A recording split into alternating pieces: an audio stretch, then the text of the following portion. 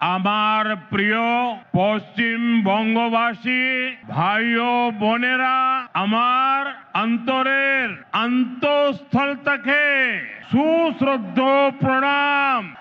बंगाल की ऐतिहासिक धरती, ये ब्रिगेड परेड ग्राउंड का ऐतिहासिक मैदान और बांग्ला मानुष का ये ऐतिहासिक जनसैलाब, जहां जहां मेरी नजर पहुंच रही है, लोग ही लोग नजर आ रहे हैं। ये अद्भुत दृश्य है। ये आपका उत्साह, ये आपका जोश, बंगाल क्या सोच रहा है, बंगाल के मन में क्या चल रहा है, अगर किसी को देखना है तो जरा ये तस्वीर देख ले। ब्रिगेड परेड ग्राउंड का इतिहास साक्षी है। जब जब बंगाल देश को दिशा देता है, ये ब्रिगेड मैदान बंगाल की आवाज बनता है। इस मैदान से अंग्रेजी हुकूमत के खिलाफ उठी आवाज, और वो आवाज हिंदुस्तान में एक क्रांति बन गई, और उसका नतीजा क्या हुआ? अंग्रेजों के अत्याचार और लूट का खात्मा हुआ। आज एक बार फिर ब्रिगेड ग्राउंड से नए बंगाल की क्रांति का बिगुल बज गया है।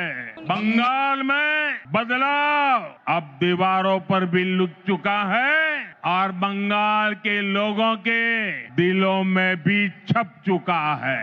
अब बंगाल से निर्मम सरकार का अंत होकर रहेगा। अब बंगाल से महाजंगल राज का खात्मा होगा। इसलिए बंगाल के हर कोने से आवाज उठ रही है, चाहे बीजेपी सरकार, चाहे बीजेपी सरकार।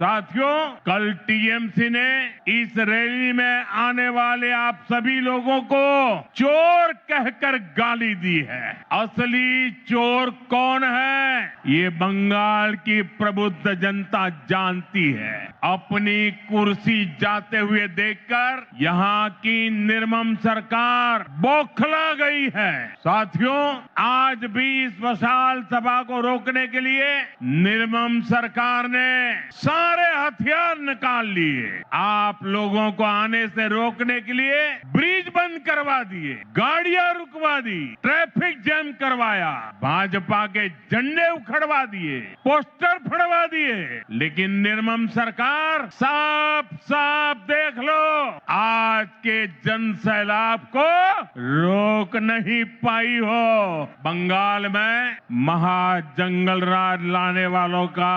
काउंटडाउन शुरू हो चुका है। वो दिन दूर नहीं जब बंगाल में फिर से कानून का राज होगा। जो कानून तोड़ेगा, जो अत्याचार करेगा, टीएमसी के किसी अत्याचारी को छोड़ा नहीं जाएगा।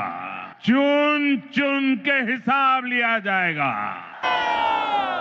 भाइयों बहनों, यहाँ की निर्मम सरकार चाहे अब जितना जोर लगा ले, परिवर्तन की इस आंधी को अब निर्मम सरकार रोक नहीं पाएगी। भाजपा के साथ, एनडीए के साथ महिषासुर मर्दिनी का आशीर्वाद है। श्री रामकृष्ण परमहंस, स्वामी विवेकानंद, नेताजी सुभाष चंद्र बोस, ऋषि बंकिम चंद्र, गुरुदेव रविंद्रनाथ टैगोर, ईश्वर चंद्र विद्यासागर, बागा जतीन और खुदीराम बोस, डॉक्टर श्यामा प्रसाद मुखर्जी, लोक माता रानी रोशमनी, ऐसी सभी महान विभूतियों ने जिस बंगाल की परिकल्पना की थी, भारतीय जनता पार्टी की सरकार उस बंगाल का निर्माण करेगी, नवनिर्माण करेगी। साथियों, बंगाल का विकास नेक नियत से होगा, सही नीतियों से होगा, बंगाल में अभी हमारी सरकार नहीं है, लेकिन फिर भी केंद्र सरकार के जरिए बीजेपी दिन रात बंगाल के विकास में लगी हुई है। आज भी अभी मैंने 18,000 करोड़ रुपए 18,000 करोड़ रुपए से अधिक की परियोजनाओं का उद्घाटन और शिलान्यास किया है। अभी 18,000 करोड़ कितना 18,000 करोड़ कितना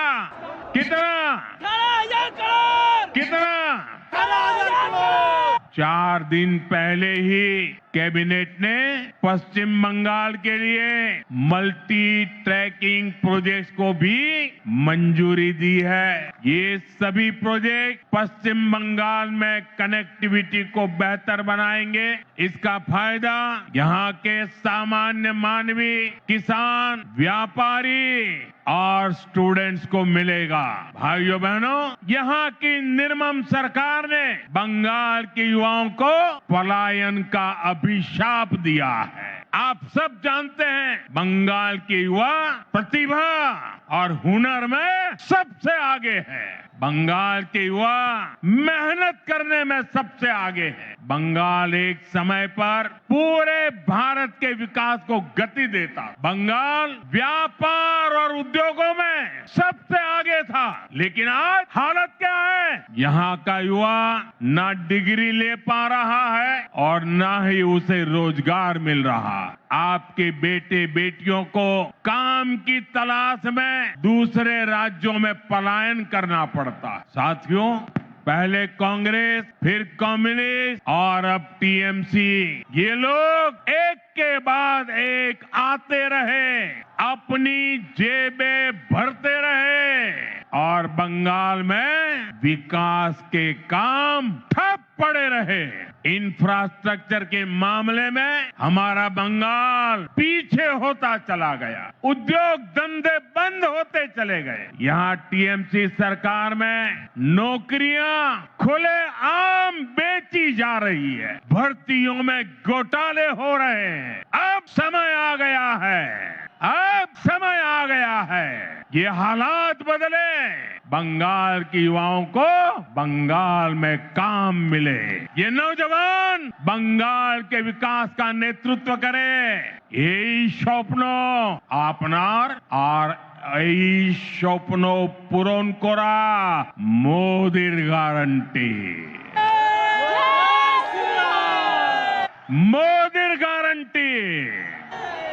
मोदी मोदी मोदी मोदी मोदी मोदी मोदी मोदी मोदी मोदी मोदी मोदी मोदी मोदी मोदी मोदी मोदी मोदी। साथियों, टीएमसी सरकार का एक ही एजेंडा है। ये टीएमसी वाले न खुद काम करेंगे न करने देंगे। जब तक इनको अपना कट मनी नहीं मिल जाता, ये किसी भी योजना को गांव गरीब तक नहीं पहुंचने देते। इसलिए टीएमसी सरकार केंद्र की योजनाओं को रोक कर रखती है।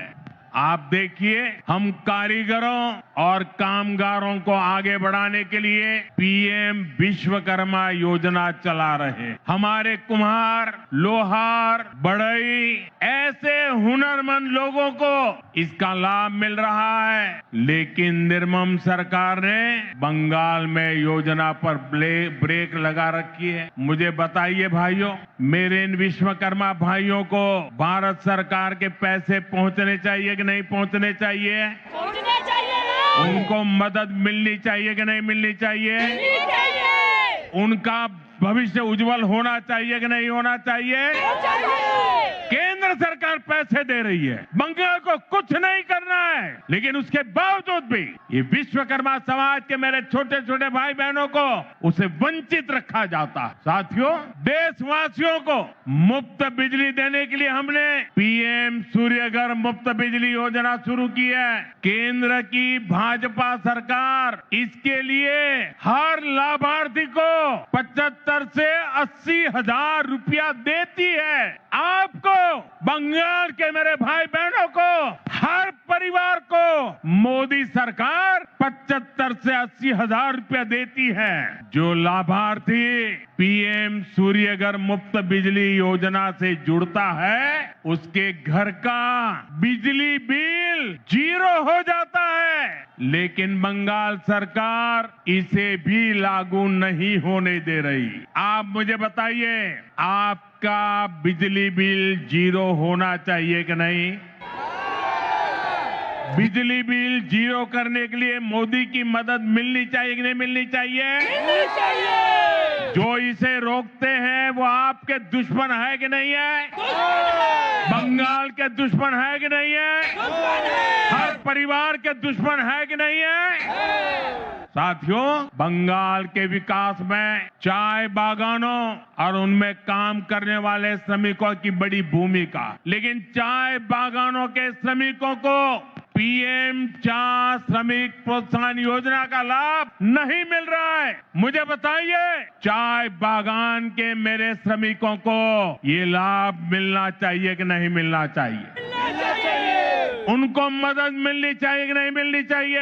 मिलनी चाहिए। केंद्र सरकार की इस योजना में बंगाल सरकार रोड़े अटका रही है। साथियों, आप सबने देश भर में पीएम आवास योजना की सफलता के बारे में सुना। दुनिया के लोग भी जब सुनते हैं ना, अचरज करते हैं। जो लोग बंगाल से बाहर रह रहे हैं, ऐसे हर गरीब परिवार को पक्का घर मिल रहा है। लेकिन यहाँ क्या हुआ? योजना का नाम बदल दिया गया, लाभार्थियों की सूची में गड़बड़ की, और जिन गरीबों को घर मिलना चाहिए था वे आज भी इंतजार कर रहे हैं। ईमानदारी से, ट्रांसपेरेंसी से बंगाल के गरीबों को पक्का घर मिलना चाहिए कि नहीं मिलना चाहिए? मिलना चाहिए।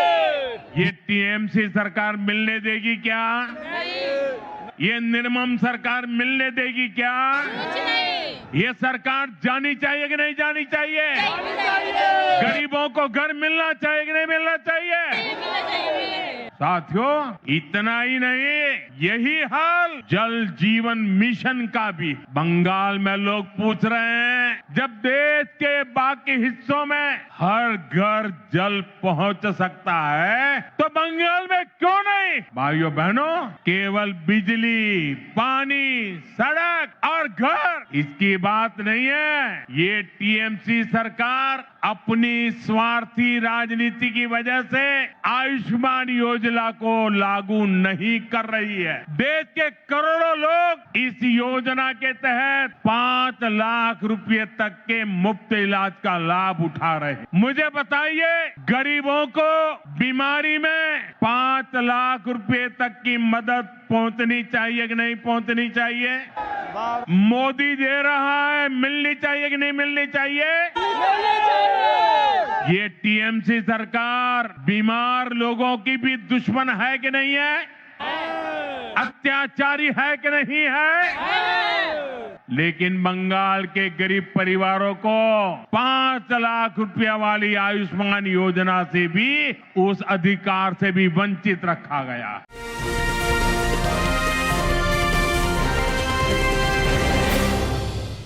উত্তর 24 পরগনা ও তার আশপাশের এলাকার মানুষের সেবায় ক্যাথ ল্যাবের মতো অত্যাধুনিক সুবিধা নিয়ে পরিষেবায় ব্রতী সারদা মাল্টি স্পেশালিটি হাসপাতাল।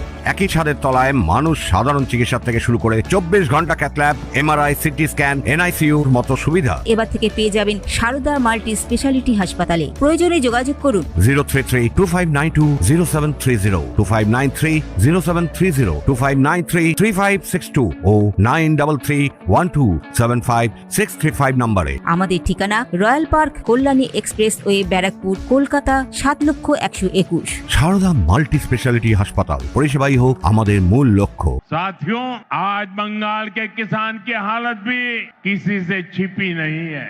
मुझे बताया गया है कि 2-3 दिन पहले ही चंद्रकोना में हमारे एक आलू किसान ने खुदकुशी कर ली है, आत्महत्या कर ली है। पश्चिमी मिदनापुर से हुगली और बर्धमान तक किसानों से झूठे वायदे और सरकारी खरीद में घोटाला ही ये टीएमसी सरकार की पहचान बन गया है। टीएमसी के कट, कमीशन और करप्शन के कारण गंदी राजनीति के लिए किसानों की जिंदगी से, गरीबों और मध्यम वर्ग की जिंदगी से, माताओं बहनों की सुरक्षा से खिलवाड़ किया जा रहा है। इसलिए टीएमसी जाएगी तो हर गरीब को पक्का घर मिलेगा। गरीब को पक्का घर मिलना चाहिए कि नहीं मिलना चाहिए? मिलना चाहिए कि नहीं मिलना चाहिए? ये मोदी की गारंटी है। हर गरीब परिवार को बता देना, जैसे ही टीएमसी की सरकार जाएगी, गरीबों का पक्का घर बनना शुरू हो जाएगा। टीएमसी जाएगी तो हर घर साफ जल पहुंचेगा। टीएमसी जाएगी तो हर गरीब को मुफ्त इलाज मिलेगा। टीएमसी जाएगी तो कारीगरों को नए अवसर मिलेंगे।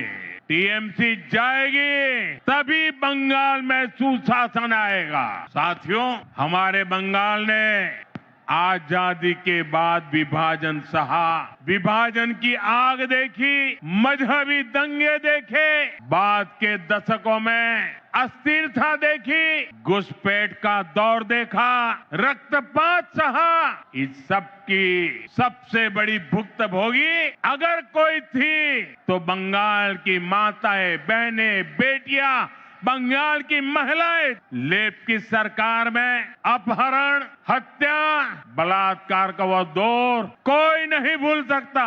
इसलिए बंगाल के आप लोग लेप को हटाकर बड़ी आशा के साथ टीएमसी को लेकर आए। आपने टीएमसी पर भरोसा किया, लेकिन टीएमसी ने लेप के गुंडों और माफियाओं को ही अपनी पार्टी में भर्ती कर लिया। आज बंगाल में अपराधियों को खुली छूट है। आए दिन बहन बेटियों के खिलाफ दिल दहलाने वाले अपराध होते हैं। बंगाल का कोई इलाका ऐसी घटनाओं से अछूता नहीं है। आप याद करिए, कॉलेज परिसर में दुष्कर्म की घटना, नाबालिग बेटियों से दुष्कर्म के मामले, टीएमसी कार्यालय में महिला से बलात्कार, 7-8 साल की बच्चियों से बलात्कार के खौफनाक कुकृत्य, कहीं आदिवासी बेटी के साथ दुष्कर्म, ऐसे ज्यादातर मामलों में अपराधी कोई न कोई टीएमसी का नेता होता है या टीएमसी से जुड़ा होता। साथियों, यहाँ निर्मम सरकार खुलेआम बलात्कारियों को संरक्षण देती, अपराधियों को बचाने की पूरी कोशिश की जाती है। आप मुझे बताइए, अपराधियों को बचाया जाता कि नहीं बचाया जाता? बलात्कारियों को बचाया जाता कि नहीं बचाया जाता? संदेश खाली की वो तस्वीरें और टीएमसी का रवैया, आरजीकर अस्पताल की उस बेटी के साथ हुई दरिंदगी बंगाल के लोग भूले नहीं है। टीएमसी कैसे खुलेआम अपराधियों के साथ खड़ी नजर आती। साथियों, इसी मानसिकता का परिणाम है आज महिलाओं के खिलाफ एसिड अटैक जैसे घिनौने अपराध इतने ज्यादा मात्रा में पश्चिम बंगाल में हो रहे हैं। जो बंगाल एक समय देश का सबसे प्रगतिशील राज्य होता, आज वहां शाम होते ही माएं बेटियों को फोन करके कहती है, बाड़ी फिर ऐशो सौंदे न माराइए। शक्ति की पूजा करने वाले बंगाल को ऐसे हालात मंजूर नहीं होंगे। मैं बंगाल की मेरी माताओं बहनों को भरोसा दिलाता हूं, आप भाजपा को, बीजेपी को अपने आशीर्वाद दीजिए। बीजेपी सरकार में महिलाएं सुरक्षित होगी और अपराधी जेल में होंगे और ये मोदी की गारंटी है। साथियों, टीएमसी सरकार गुंडों और अपराधियों की बैसाखी पर चलती है। रंगबाजी और कटमनी ये टीएमसी की कमाई का जरिया है। ये लोग जानते हैं, जिस दिन बंगाल के लोग खुलकर सामने आ गए, टीएमसी की विदाई पक्की है। और मैं ये दृश्य देख करके कह सकता हूं, अब टीएमसी को बचाने वाला कोई नहीं बचा है।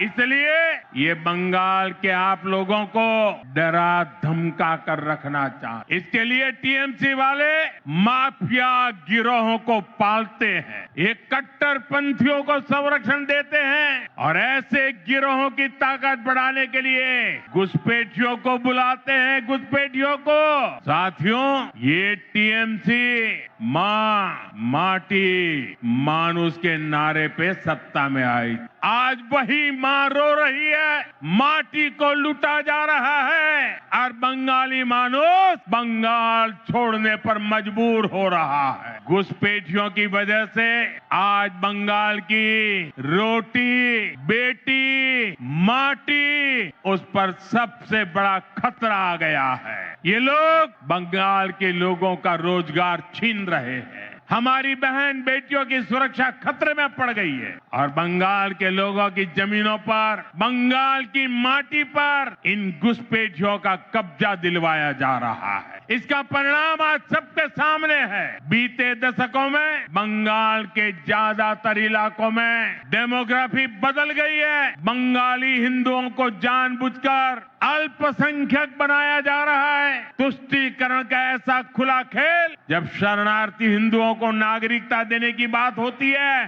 तो पूरी टीएमसी उसका विरोध करती है। वो हिंदू जिन्होंने कभी विभाजन का समर्थन नहीं किया था, जिन्होंने हमेशा अविभाजित बंगाल को, भारत को अपनी मातृभूमि माना, टीएमसी वाले उन्हें नागरिकता देने का विरोध करते हैं, क्योंकि उनके लिए उनकी वोट बैंक ही सबसे प्रमुख है। वो हिंदुओं को तो अपनी वोट बैंक नहीं समझते, उनसे उनके आपराधिक गिरोह नहीं बढ़ते, इसलिए ये लोग एसआईआर का भी विरोध करते हैं ताकि घुसपैठियों के नाम वोटर लिस्ट से हट न जाए, वोटर लिस्ट शुद्ध न हो जाए। और ये तो ऐसे लोग हैं जिनकी मृत्यु हो चुकी है, उनके भी नाम निकालने के लिए तैयार नहीं है। भाइयों बहनों, डेमोग्राफी के इस खतरनाक बदलाव ने आज बंगाल को असुरक्षित बना दिया है और अब तो यहाँ खुलेआम धमकी दी जा रही है।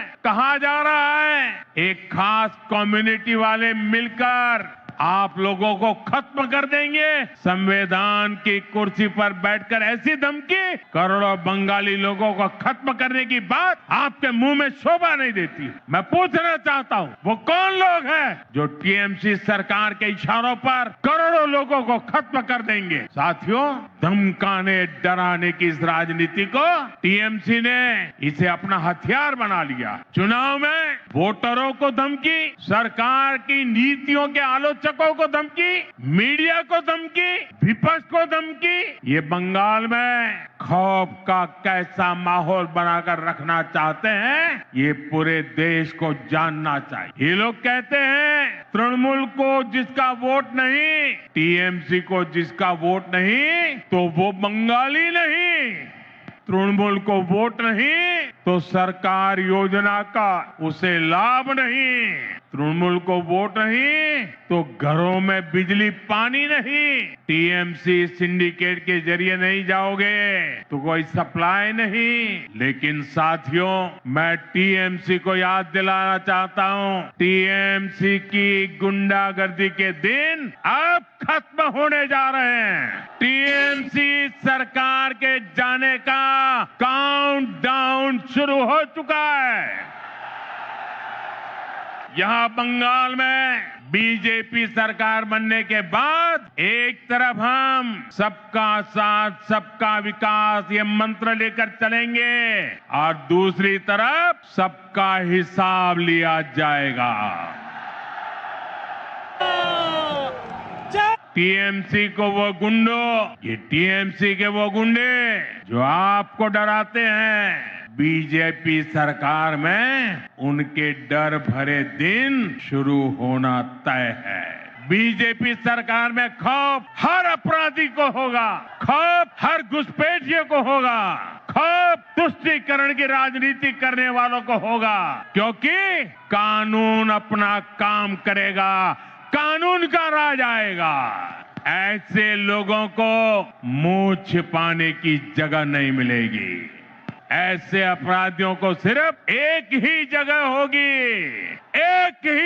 होगी, जेल, जेल, जेल। साथियों, बंगाल की निर्मम सरकार में आज सबसे ज्यादा प्रताड़ित यहाँ का दलित, आदिवासी और हमारे गरीब भाई बहन है। आदिवासी समाज के साथ कैसा अन्याय होता है ये किसी से छिपा नहीं है, लेकिन अब तो टीएमसी सरकार इन्होंने सभी सीमाएं लांघ दी है। आप देखिए, अभी कुछ दिन पहले हमारे देश की महामहिम राष्ट्रपति, आदिवासी समाज की बेटी आदरणीय द्रौपदी मुर्मू जी बंगाल आई। उन्हें संथाल आदिवासी परंपरा के पावन उत्सव में शामिल होना था, लेकिन अहंकार में डूबी इस निर्मम सरकार ने न केवल उस कार्यक्रम का बहिष्कार किया, बल्कि उसे पूरी तरह बदइंतजामी के हवाले कर दिया। क्योंकि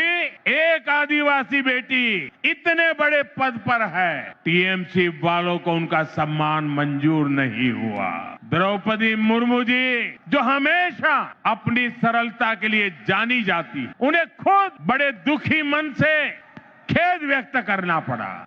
भारत के राष्ट्रपति को अपनी तकलीफ बतानी पड़ी। टीएमसी वालों को ये याद रखना पड़ेगा, उन्होंने केवल द्रौपदी मुर्मू जी का अपमान नहीं किया है, उन्होंने करोड़ों आदिवासियों का अपमान किया, उन्होंने करोड़ों महिलाओं के सम्मान को ठेस पहुंचाई है, उन्होंने देश के सर्वोच्च पद की गरिमा को ठेस पहुंचाई है, इन्होंने भारत के संविधान का अपमान किया है, इन्होंने बाबा साहब आम्बेडकर का अपमान किया है। और इसका जवाब बंगाल के लोगों से टीएमसी को मिलने वाला है, निर्मम सरकार को मिलने वाला है। साथियों, टीएमसी सरकार ने बंगाल को पूरी तरह से अराजकता के हवाले कर दिया। संवैधानिक व्यवस्थाओं पर आए हर दिन हमले करने के वो रास्ते खोजते रहते, हमले करते रहते। पिछले कुछ महीनों में आपने देखा है, जब भी चुनाव आयोग निष्पक्ष चुनाव सुनिश्चित करने के लिए कदम उठाता है, मतदाता सूची की शुद्धि की कोशिश करता है, तब टीएमसी उसके खिलाफ हमला करने लगती है। जो संस्था स्वतंत्र और निष्पक्ष चुनाव कराने के लिए जिम्मेदार है, उसी की विश्वसनीयता पर सवाल खड़े किए जाते हैं। ऐसा ही व्यवहार देश की सेना को लेकर दिखाई देता है। जब 2019 में भारतीय वायुसेना ने बालाकोट में आतंकवादी ठिकानों पर निर्णायक कार्रवाई की, तब टीएमसी ने देश की वायुसेना से कार्रवाई का सबूत मांगा। साथियों, यहाँ राज्य सरकार पुलिस को स्वतंत्र रूप से जांच करने नहीं देती। जब राष्ट्रीय एजेंसियां टीएमसी सरकार के भ्रष्टाचार या गंभीर अपराधों की जांच करना चाहती हैं, तो उन्हें भी रोकने की कोशिश होती। अब जरा सोचिए, न्याय के लिए लोग आखिर कहां जाएंगे? साथियों, तृणमूल वाले यही अराजकता दिल्ली तक फैलाने की कोशिश करते हैं। आपने संसद में भी देखा है, सदन के भीतर कैसे कागज फाड़े जाते हैं, कैसे बहस को रोका जाता है, कैसे सदन की कार्यवाही को बाधित किया जाता है। देश टीएमसी की शर्मनाक हरकतें देखकर हैरान होता है। साथियों, बंगाल के प्रबुद्ध लोग अब इस अराजकतावादी सरकार के खिलाफ संकल्प ले चुके। इस अराजक सरकार को उखाड़ फेंकने का काम इसी धरती के लोग करने वाले हैं। साथियों, आज यहां जो जनसैलाब उमड़ा है, ये पश्चिम बंगाल की जागती हुई चेतना है। ये उस बदलाव की आहट है जिसका इंतजार वर्षों से किया जा रहा। पश्चिम बंगाल में दार्जिलिंग की पहाड़ियों से लेकर सुंदरबन के द्वीपों तक, उत्तर बंगाल के चाय बागानों से लेकर कोलकाता की गलियों तक, आज हर जगह पर एक ही चर्चा है, बदलाव चाहिए। और ये बदलाव अब होकर रहेगा। साथियों, बंगाल की आत्मा कभी हार मानने वाली नहीं है। बंगाल का नौजवान कभी हार मानने वाला नहीं है। बंगाल की बेटियां कभी हार मानने वाली नहीं है। बंगाल का किसान कभी हार मानने वाला नहीं है। जब जब इस भूमि के सामने चुनौतियां आई है, तब तब यहाँ की जनता ने साहस के साथ उनका सामना किया। गुरुदेव रविन्द्रनाथ ठाकुर ने भी हमें संदेश दिया है। उन्होंने कहा था, विपदे मोरे रक्षा करो, ये नोहे मोर प्रार्थना विपदे आमी ना जाए जेनो कोरी बॉय। आज भी वही समय है। कुछ लोग आपको डराने की कोशिश करेंगे, कुछ लोग कहेंगे कि बदलाव संभव नहीं है, लेकिन याद कर रहिए और याद जरूर रखें, जब जनता ठान लेती है तो कोई भी ताकत उसे रोक नहीं सकती। और बंगाल की जनता ने जब भी ठाना है, इतिहास बदल कर दिखाया। आज मुझे इस ऐतिहासिक ब्रिगेड मैदान में वही आत्मविश्वास मेरी आंखों के सामने दिखाई दे रहा है। याद रखिए, इस बार चुनाव सिर्फ सरकार बदलने का नहीं है, इस बार चुनाव बंगाल की आत्मा को बचाने का चुनाव है। इस बार चुनाव व्यवस्था बदलने का है। इस बार चुनाव कटमनी से छुटकारे का है। इस बार चुनाव डर से मुक्ति का है। मैं आने वाले परिवर्तन के लिए मेरे बंगाल के भाइयों बहनों को बहुत बहुत शुभकामनाएं दे। मेरे साथ बोलिए, मेरे साथ पूरी ताकत से बोलिए, पाल्टानो दोरकार, पाल्टानो दोरकार, पाल्टानो दोरकार, पाल्टानो दोरकार। पश्चिम बंगेर जनगणेर जय हो। जय हिंद। भारत माता की, भारत माता की। वंदे वंदे वंदे वंदे वंदे वंदे वंदे वंदे।